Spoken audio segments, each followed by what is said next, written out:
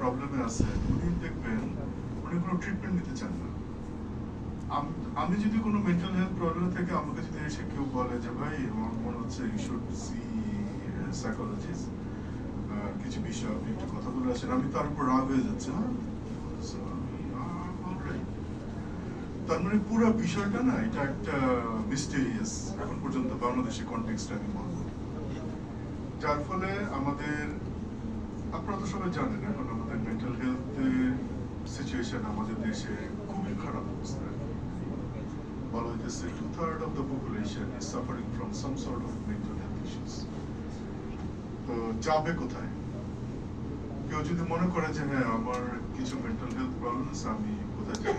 আমি সবাইকে একটা কল সেন্টার নাম্বার বলতে পারি 16267। এটা হলো স্বাস্থ্য বাতায়ন, এটা সরকারি একটা কল সেন্টার। সরকারি কল সেন্টার নিয়ে আমাদের মানে অভিজ্ঞতা সবসময় ভালো না হলেও আমি এই কল সেন্টারটা রেফার করতে চাই। তারা মিনিমাম লেভেলে অ্যাটলিস্ট লিঙ্কেজ গুলো করতে পারতেছে, একদম প্রাইমারি কিছু ইনফরমেশন দেয়। যদি আপনি কলটা পিক করে, কেউ পিক করে হয়তো একবারে আপনি পাবেন না, সেকেন্ড টাইমে পাবেন। কেউ যদি কলটা রিসিভ করে বেসিক তথ্যগুলো আপনি পাবেন যে ভাই আমার এই সমস্যা, আমি কি করতে পারি। যদি অ্যাডভান্স লেভেলে আপনার প্রয়োজন হয় আরো পরামর্শের, তখন তারা হয়তো আপনাকে রেফার করতে পারবে। তারা হয়তো পরামর্শ দিতে পারবে যে আপনি অমুক কাছে যেতে পারেন, মেন্টাল হেলথ হসপিটাল যেতে পারেন, অথবা অন্য কোনো ফিজিশিয়ানকে দেখাতে পারেন।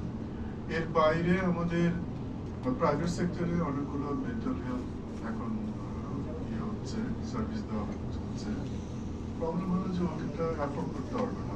আমি আমি এখন যে কথাগুলো বলছি আমাদের মার্জিনালাইজ গ্রুপের জন্য। শহরে যারা আছে ফাইন, 1500 টাকা দিয়ে একটা কাউন্সিলিং সেশন, আচ্ছা একটা সেশনে হবে না, দেখা গেল 6টা সেশন লাগবে, 6টা সেশনে 10,000 টাকা লাগবে, যাওয়া আসা কমিউটিং খরচ। শহরে হয়তো আমরা পারবো, তাও সবাই পারবো কিনা সন্দেহ আছে। এটা তো একেবারেই unreachable for the rural community, even for the slum community. তারা কোথায় যাবে? তাদের জন্য আমি স্বাস্থ্য বাতায়নকে রেফার করব। আর বেসরকারি সংস্থাদের মধ্যে অনেকে কাজ করছে, যেমন সাজিদা ফাউন্ডেশন, তাদের এক্সটেন্সিভ কাজ রয়েছে আরবান এরিয়া মেন্টাল হেলথ নিয়ে। এর বাইরে আরো কিছু সংস্থা কাজ করছে মেন্টাল হেলথ নিয়ে।